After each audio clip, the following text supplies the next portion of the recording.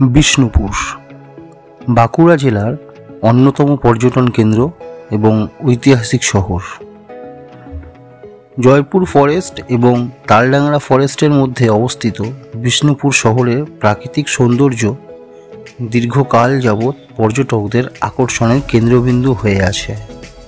এখানকার টেরাকোটার মন্দির, বালুচুরি শাড়ির ডিজাইন, পোড়ামাটির শিল্প পৃথিবী বিখ্যাত। আর সেই টেরাকোটা মন্দিরের পেছনে লুকিয়ে আছে প্রায় 1000 বছরের মল্ল রাজাদের কাহিনী। মল্লরাজ বীর হাম্বির মল্লের সাথে ওড়িশার নবাব কোতলিখার যুদ্ধে কোতলিখা পরাজিত হলেন, বন্দী হলেন এবং হত্যা হলেন। সেই সঙ্গে সেই স্থানের নাম হলো কোতলপুর, যা বিষ্ণুপুরের কাছেই অবস্থিত। ইতিহাসকে একটু অস্পষ্ট রেখে আমরা শুরু করি আমাদের যাত্রা। ঘড়িতে সময় সকাল 6টা। কথা মতো সবাই উপস্থিত হলাম দ্বিতীয় হুগলি সেতুতে। আকাশের হালকা হালকা কালো মেঘ বৃষ্টির পূর্বাভাস দিচ্ছিল। সেই সব কিছু উপেক্ষা করে রওনা দিলাম বাঁকুড়া জেলার মন্দিরের শহর বিষ্ণুপুরের উদ্দেশ্যে। কলকাতা থেকে প্রায় 150 কিলোমিটার দূরত্ব বিষ্ণুপুর শহর।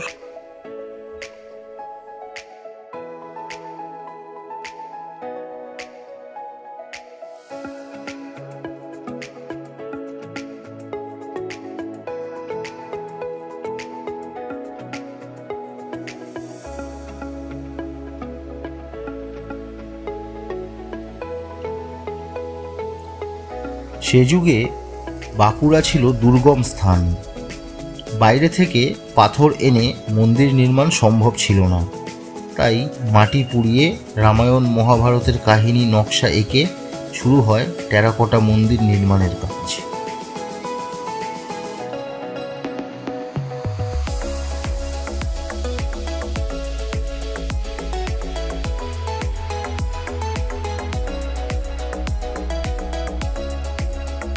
বাংলার রাজা শশাঙ্কের রাজত্বের পরবর্তীকাল থেকে শুরু করে পলাশীর যুদ্ধ পর্যন্ত প্রায় 1000 বছর সম্পূর্ণ করমুক্ত হিসেবে বিষ্ণুপুরে রাজত্ব করে গেছেন মল্ল রাজারা।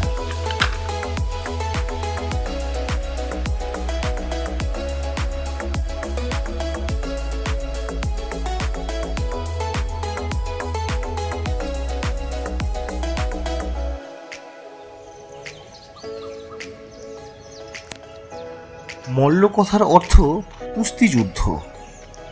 শোনা যায় উত্তর ভারত থেকে একজন ব্যক্তি তার সন্তান সম্ভবা স্ত্রীকে সঙ্গে নিয়ে পুরীর জগন্নাথ দর্শনে বের হয়েছিলেন।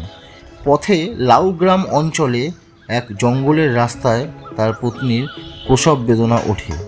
স্ত্রীকে জঙ্গলে ফেলে রেখে ব্যক্তিটি চলে যান এবং জঙ্গলের মধ্যে ওই স্ত্রীলোক এক পুত্র সন্তান জন্ম দেন।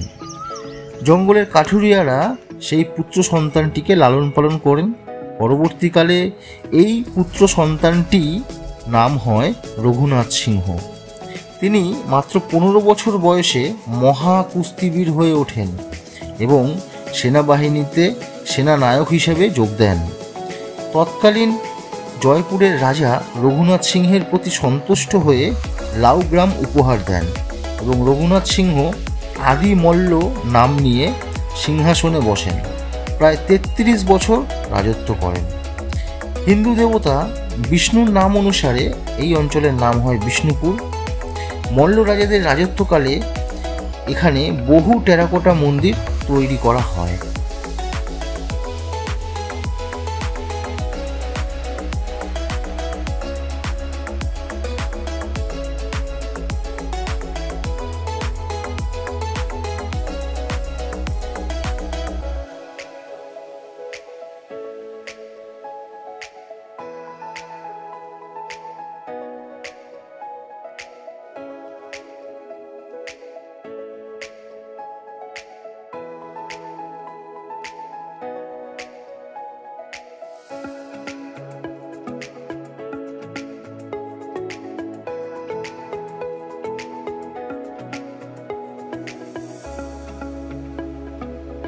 প্রিয় দর্শক, আমরা এখন এক্সপ্লোর করছি বিষ্ণুপুরের কালাচাঁদ মন্দির, যা দেখছেন আপনি। এইটি কালাচাঁদ মন্দির। আর ভোগ কক্ষ এইটি রাধা মাধব টেম্পল কমপ্লেক্স। বন্ধুরা আমরা এখন আছি যেখানে, এটা রাধা মাধব মন্দির, আর এদিকে আছে, পিছনে আছে কালাচাঁদ মন্দির। আর্কিওলজিক্যাল সার্ভে অফ ইন্ডিয়া থেকে এটাকে সংরক্ষিত করা হয়েছে। প্রায় 1000 বছরেরও পুরনো এই মন্দিরটি।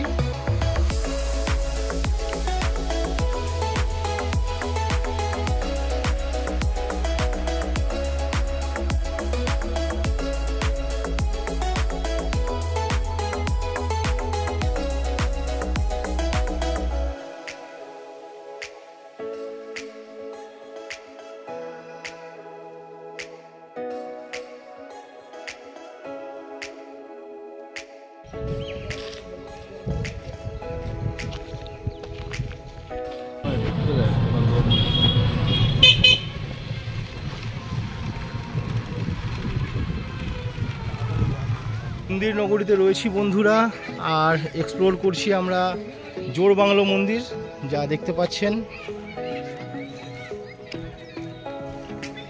তো আমরা চলে এলাম জোড়বাংলো মন্দির, জোড়বাংলা মন্দির।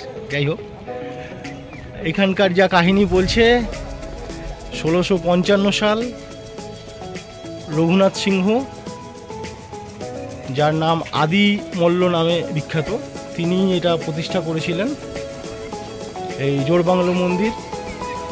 উপরটা দেখুন বাংলা বাড়ির মতন, দুটো বাড়ি মাঝখানে জুড়িয়ে দিয়েছে। এই হলো জোড়বাংলো, আর কিছুই নেই। তবে এখানে যেটা রয়েছে সেটা হলো এই বিখ্যাত টেরাকোটার কাজগুলো, ডিজাইনগুলো। এখানকার বিষ্ণুপুরের বিখ্যাত পোড়ামাটির শিল্প আমরা সবাই জানি। আরও একটি বিশেষ জিনিস আছে, সেটা হলো বালুচুরি শাড়ি। এখানকার বালুচুরি শাড়ির ডিজাইনিংয়ে এই ডিজাইনিংগুলো খুব কাজে লাগে, এবং যারা আপনারা বালুচুরি শাড়ি দেখেছেন তারা দেখবেন যে এই ধরনেরই ডিজাইন বালুচুরি শাড়ির মধ্যে থাকে। অসাধারণ ভাস্কর্যের একটি প্রমাণ জোড়বাংলো মন্দির।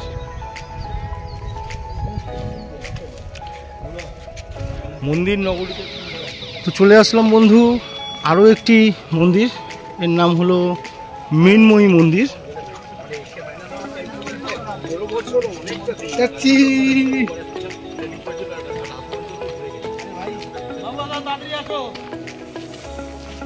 Photography session by our captain. এইটা রাজবাড়ি, তাই তো? মানে মল্ল রাজবাড়ি ছিল এটা। আচ্ছা, জগৎ মল্ল, জগৎ মল্লের রাজত্বকালে এটাই ছিল রাজবাড়ি। তার ধ্বংস অবশেষ এখন আমরা দেখতে পাচ্ছি। আস্তে আস্তে একটু এগিয়ে চলুন দাদা, চলুন আস্তে আস্তে এগিয়ে চলুন। ধ্বংস অবশেষে কিছুই বিশেষ নেই দেখার, তাই আর ভিতরে ঢুকলাম না। অনেক কিছুই হতো এক সময়, অনেক স্মৃতি আছে, অনেক কাহিনী আছে। অবসরে কখনো এখানে এসে তাদের কাছ থেকে সেসব গল্পগুলো শুনে যাব। কোনটা ছোট গেট, কোনটা? ও আচ্ছা, এটা হলো রাজবাড়ির বড় গেট, মানে এই গেটের মাধ্যমেই রাজবাড়িতে প্রবেশ করা। কাহিনী কাহিনী কত কিছু রয়েছে অনেকেই জানে।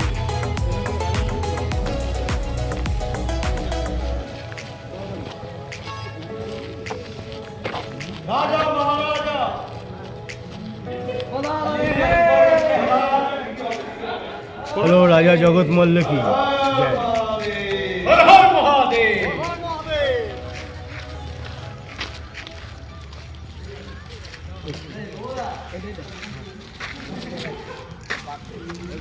এটা রাজবাড়িতে প্রবেশের বড় দরজা বলা হয়, বড় পাথরের দরজা। এখান থেকেই প্রবেশ করা হতো রাজবাড়িতে, যা দেখালাম একটু আগে আপনাদেরকে রাজবাড়ির ধ্বংসাবশেষ। ওদিকে আরেকটি দরজা আছে যেটার নাম ছোট দরজা, সেটাও দেখাচ্ছি আমি।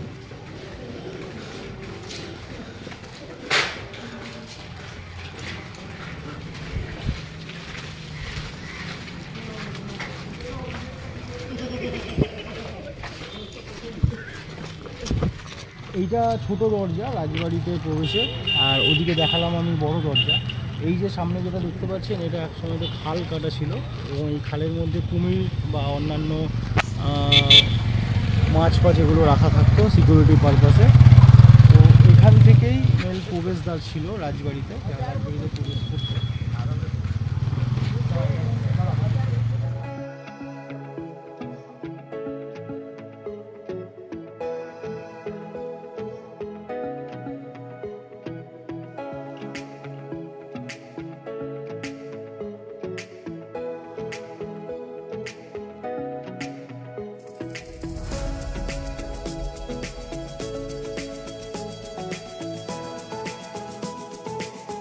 একটু আসতে স্যার, একটু আসতে।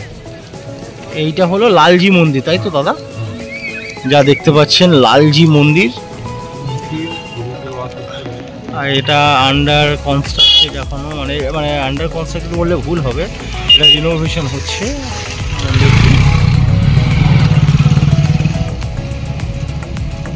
রিনোভেট করে প্রায় 1000 বছরেরও পুরনো। হ্যাঁ,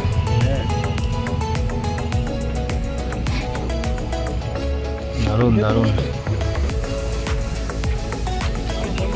অবধি চলতো এই রথটা, হ্যাঁ, এই পাথরের রথ নিয়েই রথযাত্রা হতো। 600 থেকে 650 বছর হবে। তারপরে যখন ওটা বন্ধ হয়ে যায় আর অন্যান্য আরও জিনিস তৈরি হয়, তখন এই রথটাকে, এই নিচের বেসটাকে তৈরি করে এই রথটাকে এখানে ফিক্স করে দেওয়া হয়েছে, কেন এইখানেই রথটা রাখা থাকে। আচ্ছা। তো থ্যাংক ইউ দিব্যেন্দু পালিতকে, অসংখ্য ধন্যবাদ। এই রাজবাড়ি, এই বিষ্ণুপুর, আমাদের মল্লরাজ পরিবার এবং সিংহ ঠাকুর পরিবারের একটা ঘনিষ্ঠ সম্পর্ক, যে জিনিসগুলো আছে সেগুলো শেয়ার করতে পারলাম, এটাই বহুত। আরো অন্য জায়গায় যেতে হবে।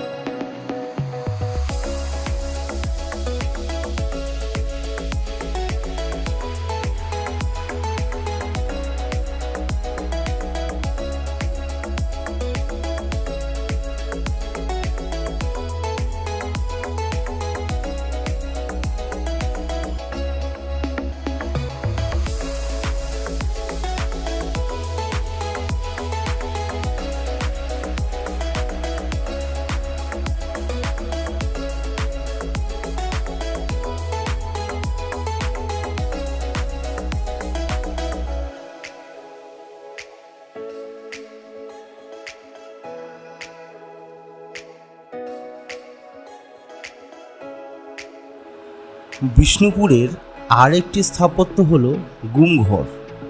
এই গুমঘর নিয়ে অনেক রকম মতামত শোনা যায়, তবে সবথেকে প্রচলিত কাহিনী হলো মল্লরাজ আমলে শাস্তি পাওয়া বন্দীদের এখানে গুম করে দেওয়া হতো, তাই এর নাম গুমঘর।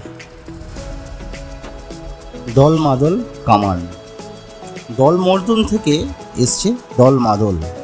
শত্রুকে ধ্বংস করে দিতে পারে যে, তাকেই বলা হয় দলমর্দন।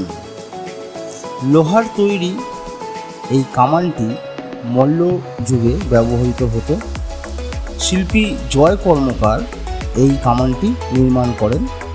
দৈর্ঘ্যে প্রায় 3.8 মিটার লম্বা। কথিত আছে বখতিয়ার খলজি যখন ভারতবর্ষ আক্রমণ করেন এবং বাংলার দিকে পদক্ষেপ নেন আক্রমণের, সেই সময় এই কামান দিয়েই বর্গীদেরকে প্রতিহত করেছিলেন মল্লরাজরা।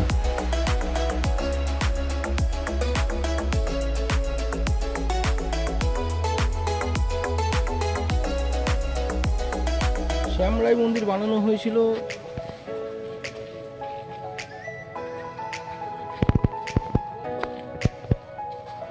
ষোলোশো-43 খ্রিস্টাব্দে মল্লরাজ রঘুনাথ সিংহ এই শ্যামরাই মন্দির প্রতিষ্ঠা করেন। এটি সম্পূর্ণ পোড়ামাটির ইট দিয়ে তৈরি। মল্লরাজাদের আমলে ভাস্কর্য এক অন্যতম নিদর্শন ছিল এই শ্যামরাই মন্দির। এই শ্যামরাই মন্দিরের টেরাকোটার যে নকশাগুলো দেখা যায় এগুলোই শাড়িতে, বালুচুরি শাড়িতে অনুকরণ করা হয়। সরে যাও।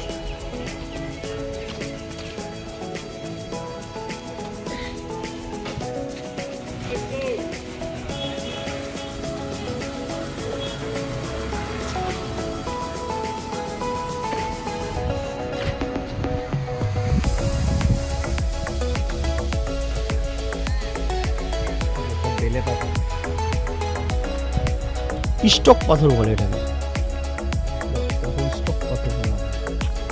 স্টক পাথর দ্বারা নির্মিত। এটাও স্টক, এটা তো বেলে পাথর। স্টক পাথর দিয়ে এই মন্দিরগুলোর জেনারেলি বেসগুলো তৈরি করা হতো। হ্যাঁ, আর এইগুলো হলো তোমার ওই ল্যাটেরাইট মাটি, সেটা দিয়ে তৈরি করা হতো টেরাকোটা, বুঝতে পারলে, মাটি পুড়িয়ে।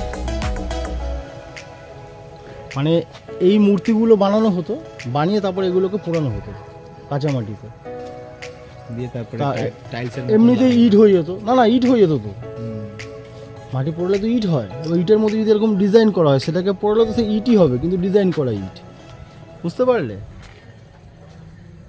তো এই হলো বিখ্যাত, বিশ্ববিখ্যাত টেরাকোটার কাজ। আসলে এটা হলো এখানকার যে দুর্গম পরিস্থিতি সেই সময় ছিল, এবং দূর থেকে পাথর নিয়ে এসে মন্দির বানানো সম্ভব হতো না, তাই কাছেই এখানকার যে দামোদর নদী বয়ে যাচ্ছে সামনে থেকে, এখানকার দামোদর নদীর কাছ থেকে ল্যাটেরাইট মাটি পাওয়া যেত। সেই ল্যাটেরাইট মাটিকে পুড়িয়েই এই মন্দিরগুলো তৈরি করা হতো, যেই কারণে এগুলোকে টেরাকোটার মন্দির বলা হয়, এবং এটা সারা পৃথিবীতে বিখ্যাত মন্দির। Yes, it's terracotta and reserved by UNESCO. Yes, and also Archaeological Survey of India.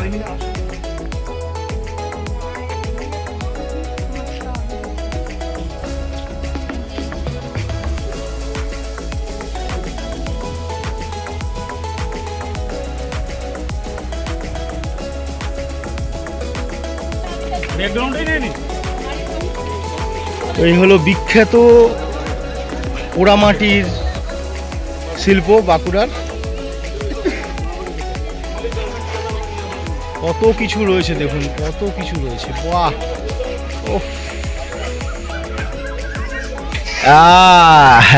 এই প্যাঁচাটাকে আমার খুব পছন্দ হয়েছে, তাকিয়ে রয়েছে, সুন্দর। বন্ধুরা, চলে এসেছি রাসমঞ্চে। রাজা হাম্বির মল্ল, বীর হাম্বির মল্ল এই রাসমঞ্চ প্রতিষ্ঠা করেছিলেন 1600 খ্রিস্টাব্দে।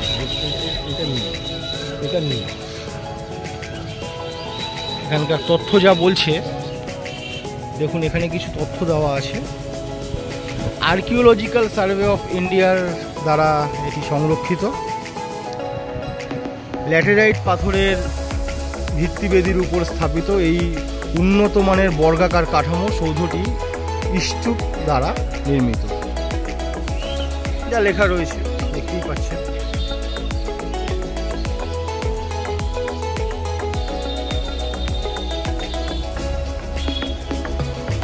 আর এই হলো রাসমঞ্চ।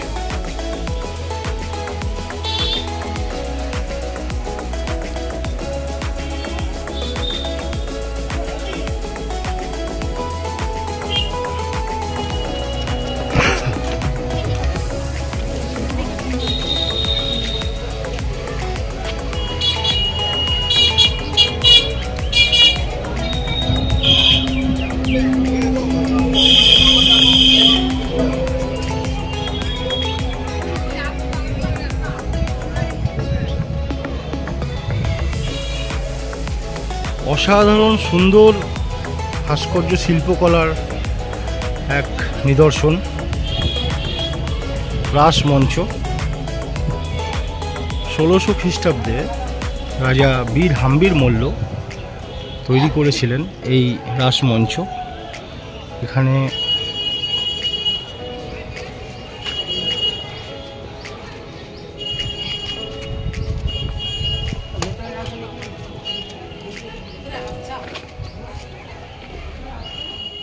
রাধা কৃষ্ণের আনন্দের কারণে এই রাসমঞ্চ তৈরি করা হয়েছিল। রাজা বীর হাম্বির মল্ল 1600 খ্রিস্টাব্দে এই রাসমঞ্চ প্রতিষ্ঠা করেছিলেন এবং এই রাসমঞ্চ ল্যাটেরাইট মাটির পাথর দিয়ে তৈরি এবং স্টক পাথর রয়েছে এর এর ভিতে, যা বলছে এরা, এখানকার যা ইনফরমেশন পাওয়া গেল তাতে। অসাধারণ সুন্দর একটি ভাস্কর্য।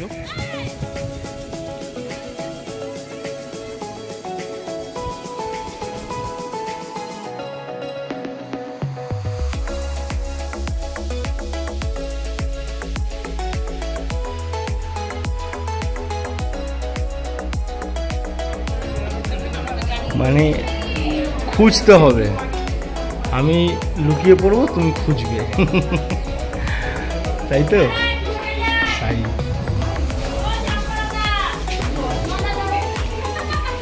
দারুণ ব্যাপার। যেমনভাবে তৈরি এর স্ট্রাকচার খুব সুন্দর। মানে ব্যাপারটা হলো কি, আমি লুকিয়ে পড়ি, তুমি আমাকে খুঁজবে। রাধা লুকিয়ে পড়তেন আর কৃষ্ণ খুঁজতেন, আর এখানে রাস পালন করা হতো। বোঝা গেল? দেখুন, পোড়া মাটির ইট দিয়ে তৈরি এই রাসমঞ্চের ভিত। কতটা চওড়া, বাপরে, এতটা চওড়া, 1 হাত, 2 হাত, 2.5 হাত, মানে প্রায় 4 ফুট।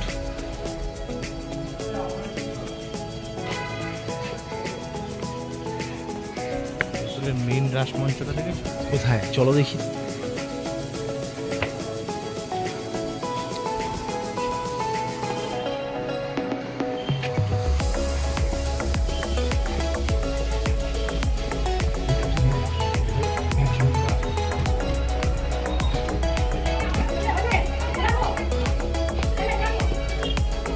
গিয়ে এই ডানটা হচ্ছে বিষ্ণুমূর্তিটা আছে। আচ্ছা, ডান দিকে আছে, এটা কিন্তু আচ্ছা, জায়গাটা ফাঁকা না, ফাঁকা না, ফাঁকা এদিক দিয়ে চড়া, এই জায়গাটা 4 ফুট চড়া, এই জায়গাটা দারুণ দারুণ দারুণ। ইউনেস্কো দ্বারা সংরক্ষিত এই রাসমঞ্চেই বিষ্ণুপুর মেলা অনুষ্ঠিত হয় এবং এটি বিষ্ণুপুরের সবথেকে আকর্ষণীয় জায়গা বর্তমানে। আমরা বিষ্ণুপুর এক্সপ্লোর করলাম, বিষ্ণুপুরের রাসমঞ্চ এক্সপ্লোর করলাম। বন্ধুরা, আমরা এক্সপ্লোর করতে এসেছি বাঁকুড়ায়, বিষ্ণুপুর মন্দিরের শহর, মন্দিরময় শহর। কিছুটা ইতিহাস এর, কিছুটা ভৌগোলিক অবস্থান এবং কিছুটা প্রাকৃতিক সৌন্দর্য, সব কিছুই অল্প অল্প করে আমরা এক্সপ্লোর করছি, কারণ সময় খুব অল্প। তার মধ্যে যতটুকুনি যা জানা গেছে, প্রায় 1000 বছরের এখানকার ইতিহাস মল্ল রাজাদের ইতিহাস এবং বিভিন্ন মন্দির রয়েছে।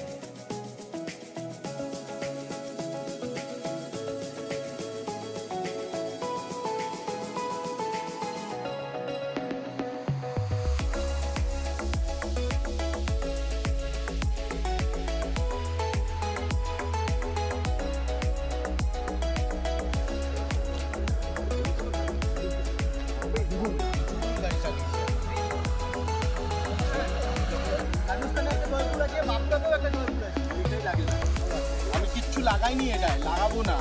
ওই সিকিম যাওয়ার আগে খালি ব্যাকরেস্টটা এটা তুলবো, সুন্দর একটা ব্যাকরেস্ট পাওয়া যায়, একটু মুছি করতে পারবেন একদম।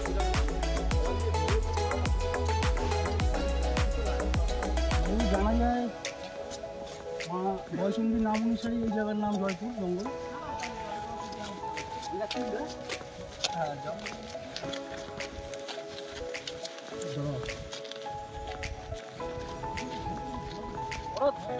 দাঁড়িয়ে দাঁড়িয়ে আসবো।